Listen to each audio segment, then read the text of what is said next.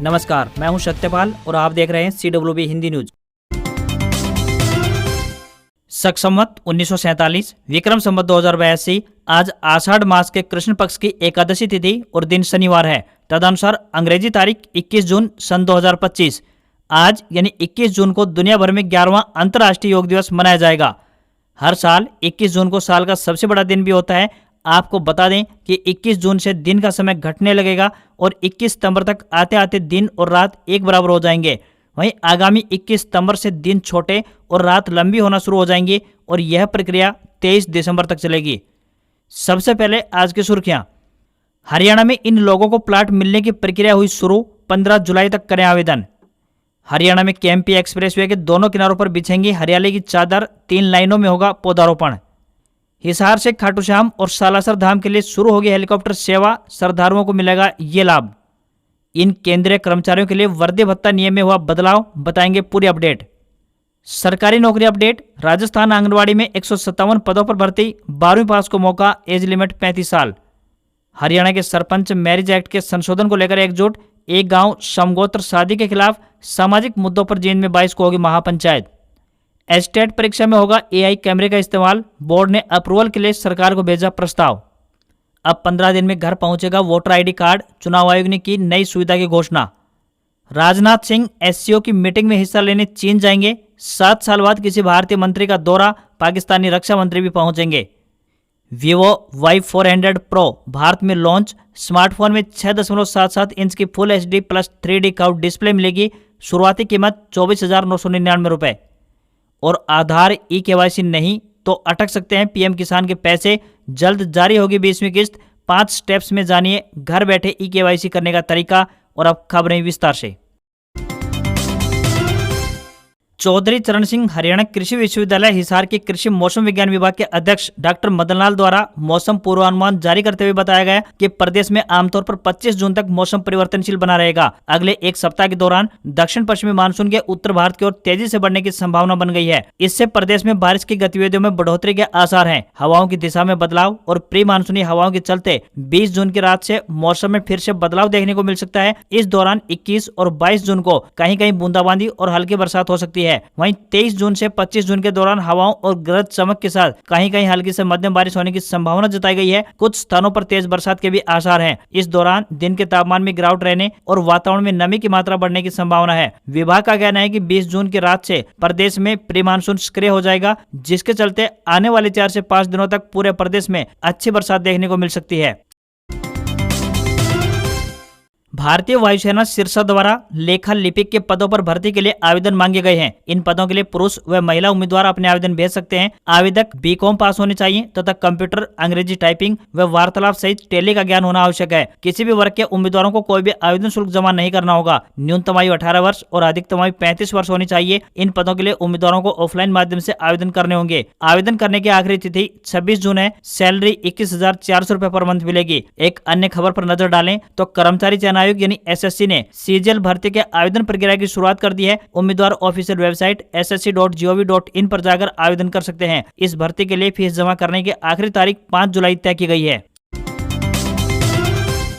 कुरुक्षेत्र में योग महोत्सव के लिए ब्रह्म सरोवर सज चुका है। आज यानी 21 जून को अंतर्राष्ट्रीय योग दिवस पर 40,000 बच्चों समेत 1 लाख लोग योग करेंगे। इस राज्य स्तरीय कार्यक्रम में स्वामी रामदेव योगाभ्यास करवाएंगे। कार्यक्रम में CM नायब सिंह सैनी समेत कई केंद्रीय मंत्री भी शामिल होंगे। DC नेहा सिंह ने सभी विभाग के अधिकारियों को सुबह 4 बजे योग कार्यक्रम में पहुंचने के निर्देश जारी कर दिए हैं। लोगों की बैठने के लिए 100 सेक्टर बनाए गए हैं। हर सेक्टर में 1000 लोगों के बैठने की व्यवस्था की गई है। इस कार्यक्रम को Guinness book of world record में दर्ज कराने का लक्ष्य रखा गया है। किसी भी इमरजेंसी से निपटने के लिए कंट्रोल रूम बनाया गया है। इसके अलावा ब्रह्म सरोवर और आसपास के एरिया में पुलिस बल तैनात रहेगा। कार्यक्रम स्थल पर ड्रोन से नजर रखी जाएगी। ब्रह्म सरोवर पर पुलिस प्रशासन की ओर से बैरिकेटिंग लगाई गई है। शहर में अन्य जगहों पर भी पुलिस के जवानों को तैनात किया गया है। प्रशासन ने ब्रह्म सरोवर पर व्हीकल की एंट्री बंद कर दी है। इसके अलावा कार्यक्रम के दिन यानी 21 जून को कुरुक्षेत्र में सभी बड़े वाहन की एंट्री बंद रहेगी। इसके लिए पुलिस ने ऑप्शनल रूट तैयार किए हैं, क्योंकि 1 लाख लोगों के पहुंचने से शहर में ट्रैफिक से निपटना बड़ी चुनौती रहेगी। प्रशासन की तरफ से शहर के लोगों से बगैर व्हीकल योग स्थल तक आने की अपील की गई है। प्रेस वार्ता के दौरान डीसी नेहा सिंह ने बताया कि ब्रह्म सरोवर और मेला ग्राउंड में जगह जगह एलईडी स्क्रीन लगाई जाएंगी। 250 योग ट्रेनर लोगों को योग करवाएंगे। किसी भी इमरजेंसी के लिए डॉक्टरों की टीमें हर समय तैयार रहेंगी। स्वच्छता के लिए मोबाइल टॉयलेट्स की व्यवस्था की गई है। डीसी नेहा सिंह ने कहा कि रजिस्ट्रेशन करवाने वाले लोग 10 मिनट पहले कार्यक्रम में पहुंचे ताकि वे समय पर अपनी जगह पर बैठ सकें। इसके अलावा बगैर रजिस्ट्रेशन वाले लोगों के लिए भी बैठने की व्यवस्था की गई है। जिला कुरुक्षेत्र के योग का संदेश पूरी दुनिया तक जाना चाहिए। आने वाली 26 और 27 जुलाई को हरियाणा टीचर एलिजिबिलिटी टेस्ट यानी एस्टेट परीक्षा का आयोजन होने वाला है। एस्टेट परीक्षा पहली बार एआई की देखरेख में होगी। बोर्ड परीक्षा में ऐसा पहली बार हो रहा है। 3 लेवल पर होने वाली इस परीक्षा में 4 लाख से अधिक परीक्षार्थी शामिल होने जा रहे हैं। लेवल 1 यानी पीआरटी में 82,917, लेवल 2 यानी टीजीटी में 2,01,517 और लेवल 3 यानी पीजीटी में 1,20,943 परीक्षार्थी हिस्सा लेंगे। परीक्षा के लिए पूरे हरियाणा में 600 से अधिक परीक्षा केंद्र बनाए गए हैं। हर परीक्षा केंद्र पर 310 परीक्षार्थी परीक्षा देंगे। हाल ही में बोर्ड ने मीटिंग कर परीक्षा को नकल रहित करवाने के लिए एआई कैमरे की मदद लेने का निर्णय लिया है। बोर्ड द्वारा उठाए गए इस कदम से नकल करने व दूसरे कैंडिडेट के बैठने की संभावना लगभग समाप्त हो जाएगी। सभी परीक्षा केंद्रों पर एआई कैमरा लगेगा। कैमरे के सामने आते ही यह सिस्टम बच्चे के फेस को स्कैन कर उसी वक्त जानकारी कंप्यूटर में भेज देगा। सारी जानकारी पहुंच जाएगी कि यह बच्चा अब तक कितनी परीक्षाओं में बैठ चुका है, कहीं यह बच्चा फर्जी तो नहीं है। सबसे बड़ी बात यह होगी कि यदि वह गलत तरीके से परीक्षा देने आया है तो इसकी जानकारी भी सामने आ जाएगी। हरियाणा सरकार द्वारा शहरी क्षेत्र के किराएदारों एवं बेघरों को आवास उपलब्ध करवाने के उद्देश्य से चलाई जा रही मुख्यमंत्री आवास योजना शहरी के तहत अब योजना के दूसरे चरण में नगर निगम क्षेत्र के 2,927 पात्र लोगों को प्लाट आवंटित किए जाएंगे। इस संबंध में सरकार द्वारा हाउसिंग फॉर ऑल विभाग के पोर्टल पर ऑनलाइन बुकिंग प्रक्रिया शुरू कर दी गई है। जिन आवेदकों ने सितंबर 2023 में योजना के तहत रजिस्ट्रेशन करवाया था, उनमें से पात्र लोगों की लिस्ट नगर निगम के पास भेज दी गई है। साथ ही पात्र आवेदकों को उनके रजिस्टर्ड मोबाइल नंबर पर संदेश भेजकर सूचना भी दी गई है। पात्र व्यक्ति अगले महीने की 15 तारीख तक पोर्टल पर जाकर प्लाट की बुकिंग कर सकते हैं। ऑनलाइन बुकिंग के बाद ही पात्रों को प्रोविजनल अलॉटमेंट लेटर प्रदान किए जाएंगे। इसके पश्चात ड्रा प्रक्रिया के माध्यम से नगर निगम क्षेत्र में लगभग 30 वर्ग गज के प्लाट आवंटित किए जाएंगे। बता दें कि सितंबर 2023 में मुख्यमंत्री आवास योजना शहरी का शुभारंभ तत्कालीन सीएम मनोहर लाल खट्टर ने यमुनानगर से किया था। फैमिली आईडी में दर्ज सालाना आमदनी 1,80,000 रुपए या फिर इससे कम होनी चाहिए। परिवार के पास कोई स्थायी आवास नहीं होना चाहिए। इसी पात्रता के आधार पर ही ऐसे परिवारों को मकान निर्माण हेतु प्लाट या फिर फ्लैट आवंटित किए जाते हैं। हरियाणा के कुंडली मानेसर पलवल यानी केएमपी एक्सप्रेसवे के दोनों किनारों पर 12 से 13 फीट ऊंचे स्ट्रक्चर पर 3 लाइनों में अलग अलग प्रजातियों के पौधे लगाए जाएंगे। इससे एक्सप्रेसवे के किनारे हरियाली में इजाफा होगा। वन विभाग द्वारा ये पौधे उपलब्ध करवाए जाएंगे। हरियाणा औद्योगिक अवसर योजना विकास निगम इनकी देखभाल, सुरक्षा और रख रखाव की जिम्मेदारी संभालेगा। विभिन्न विभागों की समन्वय बैठक में बताया गया है कि 15 जुलाई को पूरे राज्य में सार्वजनिक सतलों, तालाबों, नदियों के किनारे और पंचायत भूमि पर एक साथ लाखों पौधे लगाए जाएंगे। इसमें सामाजिक संगठनों और औद्योगिक घरानों का भी सहयोग रहेगा। शहरों के प्रमुख चौराहों पर पौधारोपण किया जाएगा, जिसकी जिम्मेदारी संबंधित उद्योगों को दी जाएगी। इन जगहों पर संबंधित कंपनी की पट्टिका भी लगाई जाएगी। औद्योगिक क्षेत्र के इलाकों में स्थित सड़कों के नाम के अनुरूप ही पौधों की प्रजातियों को लगाया जाएगा। 2 चरणों में केएमपी एक्सप्रेसवे पर पौधारोपण का कार्य किया जाएगा। पहले चरण में कुंडली से मानेसर और दूसरे चरण में मानेसर से पलवल तक पौधारोपण होगा। मानसूनी सीजन में जल भराव की स्थिति को लेकर हरियाणा की नायब सैनी सरकार ने गंभीरता दिखाई है। इसी कड़ी में सिंचाई एवं जल संसाधन मंत्री श्रुति चौधरी ने जिलावार बाढ़ नियंत्रण परियोजनाओं की रिपोर्ट ली है, जिसमें सामने आया है कि अभी तक विभिन्न स्थानों पर जल भराव और बाढ़ से निपटने के पूरे इंतजाम नहीं किए गए हैं। सिंचाई मंत्री श्रुति चौधरी ने कहा कि मानसून सिर पर है, लेकिन अभी भी कई जिलों में जल भराव से निपटने की तैयारियां आधी अधूरी है। उन्होंने कहा कि अगर विभागीय अधिकारियों की लापरवाही से किसी भी शहर में जल भराव की स्थिति उत्पन्न होती है तो संबंधित अधिकारी के खिलाफ सख्त एक्शन लिया जाएगा। श्रुति चौधरी ने कहा कि सभी परियोजनाओं को समय रहते पूरा किया जाए। उन्होंने कहा कि विभिन्न प्रकार के पंप, मोटर, पैनल आदि की खरीद और पाइपलाइन बिछाने, ड्रेन की सफाई व सीवरेज की सफाई जैसे कार्य मानसून से पहले पूरे हो जाने चाहिए। इसी महीने के आखिर तक ड्रेनों की सफाई का काम पूरा किया जाना है और इसको लेकर अधिकारी और कर्मचारी पूरी गंभीरता दिखाएं। श्रुति चौधरी ने कहा कि सड़कों पर जल भराव से हादसे होने का अंदेशा लगा रहता है। ऐसे में इस समस्या से छुटकारा दिलाने के लिए समय रहते तमाम व्यवस्थाएं सुनिश्चित करनी होंगी। हरियाणा के खाटू श्याम और सालासर धाम के भक्तों के लिए अच्छी खबर सामने आ रही है। दरअसल हिसार जिले से खाटू श्याम और सालासर धाम के लिए अब सीधे हेलीकॉप्टर सेवा की शुरुआत होने वाली है। मिली जानकारी के अनुसार गुरुग्राम से पहले अब हिसार से हेलीकॉप्टर सेवा शुरू की जाएगी। राजस्थान की भजनलाल शर्मा सरकार ने इस प्रस्ताव को पहले ही हरी झंडी दे दी है। अब केवल आधिकारिक कार्यवाही बाकी रह गई है। वर्तमान में हिसार से सड़क मार्ग से सालासर जाने में श्रद्धालुओं को तकरीबन 3.5 से 4 घंटे का वक्त लगता है। इसी प्रकार खाटू श्याम बाबा के दर्शनों के लिए हिसार से वाया सड़क मार्ग जाते हैं तो 4 से 5 घंटे का समय लगता है। यदि हेलीकॉप्टर सेवा शुरू हो जाती है तो यह यात्रा मात्र 1 घंटे में पूरी हो जाएगी। इससे श्रद्धालुओं के समय की बचत होगी और यात्रा भी सुविधाजनक बनेगी। यह सेवा शुरू होने से हरियाणा और राजस्थान के बीच धार्मिक पर्यटन को बढ़ावा मिलेगा और भक्तों को भी बड़ी सहूलियत मिलेगी। देश भर के करोड़ों वोटरों को लाभ देने के उद्देश्य से भारतीय चुनाव आयोग ने एक बड़ा कदम उठाया है। अब मतदाता पहचान पत्र केवल 15 दिनों में बनकर आपके घर पहुंच जाएगा। 18 जून को चुनाव आयोग ने इस नई सुविधा की घोषणा की है। इस सुविधा से विशेष रूप से उन लोगों को फायदा पहुंचेगा जो पहली बार अपना वोटर कार्ड बनवा रहे हैं। वे लोग भी लाभान्वित होंगे जो अपने पुराने वोटर कार्ड में कोई जानकारी अपडेट करवा रहे हैं। पहले इस प्रक्रिया में महीनों का समय लग जाता था, लेकिन अब यह परेशानी खत्म होने जा रही है। घर बैठे वोटर ID कार्ड बनवाने और प्राप्त करने के लिए सबसे पहले आपको अपने फोन में वोटर हेल्पलाइन ऐप डाउनलोड करना होगा। इसके बाद ऐप में दिए गए वोटर रजिस्ट्रेशन विकल्प पर क्लिक करें। यहाँ आपको अपनी सभी जानकारी जैसे नाम, पता, मोबाइल नंबर, आधार कार्ड आदि भरनी होगी। डिटेल्स भरने के बाद सबमिट बटन पर क्लिक करें। ब्लॉक लेवल ऑफिसर यानी BLO द्वारा आपकी जानकारी का वेरिफिकेशन किया जाएगा। सत्यापन पूरा होने के बाद आपका वोटर ID कार्ड 15 दिनों के भीतर आपके पते पर डाक द्वारा भेज दिया जाएगा। इस नई व्यवस्था से पूरी प्रक्रिया में पारदर्शिता और गति आएगी। मतदाता पहचान पत्र बनने से लेकर डाक विभाग द्वारा आपके घर तक पहुंचने तक हर चरण को रियल टाइम में ट्रैक किया जा सकेगा। साथ ही आपके रजिस्टर्ड मोबाइल नंबर पर हर अपडेट SMS के माध्यम से भी भेजी जाएगी। इससे अब लोगों को सरकारी दफ्तरों के चक्कर नहीं लगाने पड़ेंगे। पूरी प्रक्रिया घर बैठे ही डिजिटल रूप से पूरी हो जाएगी।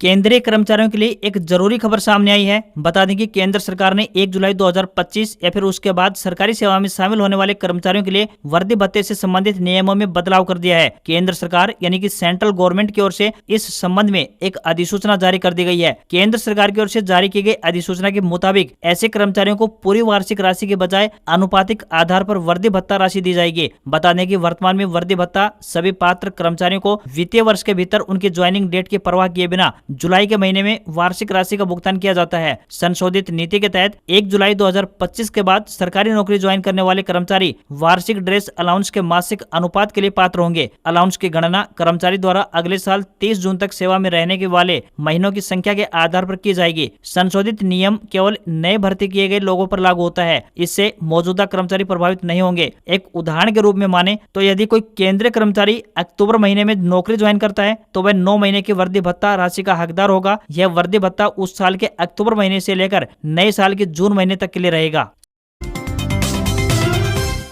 पलवल जिले के श्री विश्वकर्मा कौशल विश्वविद्यालय में इस वर्ष से कोरियन भाषा का कोर्स शुरू होगा। यह कोर्स छात्रों के साथ साथ कार्यरत पेशेवर भी कर सकते हैं। कुलपति ने बताया कि राष्ट्रीय शिक्षा नीति 2020 में विभिन्न भाषाओं को शामिल करने का प्रावधान है। कोरियन भाषा रोजगार के लिए महत्वपूर्ण है। इस कोर्स के बाद स्टूडेंट भारत में स्थित कोरियन कंपनियों में काम कर सकेंगे। साथ ही दक्षिण कोरिया में भी उनके लिए सुअवसर होंगे। विश्वविद्यालय पहले से ही जर्मन और जापानी भाषा के कोर्स करवा रहा है। कोरियन भाषा की वैश्विक मांग है। यह प्रोग्राम कुशल युवाओं को लाभान्वित करेगा। जींद में सरपंच एसोसिएशन ने बैठक की। हैबतपुर के ग्राम सचिवालय में आयोजित बैठक के बाद मीडिया से बातचीत करते हुए एसोसिएशन के हरियाणा प्रदेश अध्यक्ष रणवीर सिंह सैमन ने कहा कि हिंदू मैरिट एक्ट में संशोधन को लेकर प्रदेश भर के सरपंच एकजुट हो गए हैं। एक गांव में शादी, समगोत्र में शादी और सहमति से संबंधित जैसे आ रहे मामलों पर रोक लगाने जैसे सामाजिक मुद्दों पर 22 जून को जींद के उचाना की कपास मंडी में सर्वजातीय महापंचायत बुलाई गई है। इसमें प्रदेश भर से खाप सरपंच के अलावा सामाजिक महिलाएं और पुरुष भारी संख्या में शामिल होंगे। रणवीर सिंह सैमन ने बैठक के बाद बताया कि केंद्र सरकार ने 3 तलाक पर प्रतिबंध लगाकर अच्छा कदम उठाया है। इसी प्रकार उसे हिंदू विवाह अधिनियम में भी संशोधन करते हुए एक गांव में शादी और सहमति संबंध पर भी प्रतिबंध लगाना चाहिए। उन्होंने कहा कि इन्हीं मामलों को लेकर 22 जून को उचाना में सर्व समाज की महापंचायत बुलाई गई है। इस महापंचायत में हाईकोर्ट के कई वरिष्ठ वकीलों को भी बुलाया गया है ताकि वह कानून के नजरिए से भी इस बारे में विचार किया जा सके। उनका कहना था कि सरपंच का काम केवल गाँव को देखना नहीं बल्कि समाज के सुधार की दिशा में भी काम करना है। साथ ही ये उसका दायित्व भी है। एक ही गाँव में शादी होने से बड़ी समस्या पैदा हो रही है। आपसी सहमति संबंध कानून के चलते बहुत हत्याकांड हो रहे हैं। ऐसे में कानून में बदलाव किया जाना बहुत जरूरी है। उन्होंने कहा कि समाज में सुधार की गुंजाइश हमेशा रहती है और जब भी मौका मिले इसमें सुधार करना चाहिए ताकि समाज निरंतर आगे बढ़ सके। पीएम किसान सम्मान निधि योजना की 20वीं किस्त जून के आखिरी हफ्ते या जुलाई की शुरुआत में आपके खाते में आ सकती है, लेकिन इस बार सरकार ने साफ कर दिया है कि जिन किसानों ने आधार ई-केवाईसी नहीं की है उनका पैसा अटक सकता है। सरकार चाहती है कि असली और पात्र किसानों को ही पीएम किसान सम्मान निधि योजना का लाभ मिले। फर्जीवाड़ा रोकने के लिए आधार ई-केवाईसी अनिवार्य कर दी गई है। बिना ई-केवाईसी के आपका नाम लाभार्थी लिस्ट से कट सकता है और किस्त का पैसा भी अटक सकता है। अगर मोबाइल से ई-केवाईसी नहीं हो रही है तो आप नजदीकी कॉमन सर्विस सेंटर यानी कि CSC या फिर राज्य सेवा केंद्र से ई-केवाईसी करवा सकते हैं। ई-केवाईसी होते ही 24 घंटे में स्टेटस अपडेट हो जाएगा। इससे पहले प्रधानमंत्री श्री नरेंद्र मोदी ने 24 फरवरी को पीएम किसान योजना की 19वीं किस्त जारी की थी। इस योजना के तहत छोटे और सीमांत किसानों को 2-2 हजार रुपए की 3 किस्तें साल में कुल मिलाकर 6 हजार रुपए दिए जाते हैं। इस योजना की शुरुआत साल 2019 में किसानों को आर्थिक मदद देने के लिए की गई थी। यह राशि लाभार्थियों के बैंक खातों में सीधे जमा की जाती है। टेक कंपनी वीवो ने 20 जून को भारतीय बाजार में अपना नया smartphone Vivo Y400 Pro launch कर दिया है। स्मार्टफोन में गेमिंग और मल्टीटास्किंग के लिए मीडियाटेक डायमेंसिटी 7300 प्रोसेसर दिया गया है। फोन में 6.77 इंच की full HD plus 3D curved AMOLED display दी गई है। इसके साथ ही फोन में 50 मेगापिक्सल का मेन कैमरा और 32 मेगापिक्सल का सेल्फी कैमरा दिया गया है। वीवो Y400 Pro को इंडिया में 2 वेरिएंट में पेश किया गया है। इसमें 8GB और 12GB रैम के साथ 128GB और 256GB स्टोरेज के ऑप्शन मिलते हैं। इसकी शुरुआती कीमत की बात करें तो 24,999 रुपए रखी गई है। इसकी सेल 27 जून से शुरू होगी, जिसे फ्री स्टाइल व्हाइट, पर्पल और गोल्ड कलर में खरीदा जा सकेगा। फोन में सेल्फी के लिए 32 मेगापिक्सल का कैमरा दिया गया है, जो कि 4K वीडियो रिकॉर्डिंग को सपोर्ट करता है। Y400 Pro में 5500 mAh की बड़ी बैटरी लाइओन बैटरी दी गई है। ये 90 वाट फास्ट चार्जिंग को सपोर्ट करती है, जो कि 50% चार्ज सिर्फ 19 मिनट में कर सकती है। ऑडियो के लिए ड्यूअल स्टीरियो स्पीकर के साथ कनेक्टिविटी के लिए 5G सपोर्ट भी दिया गया है।